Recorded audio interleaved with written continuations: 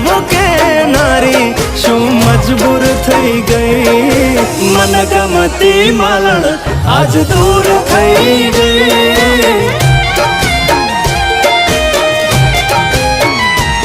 મારી જોડે રે નારી બધી વાતો કે નારી કશું કહેવાના રે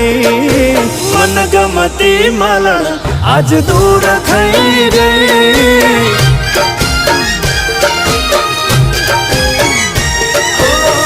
બનીને રેતી મારું પણ છાયો પણ એનો આ ફેસલો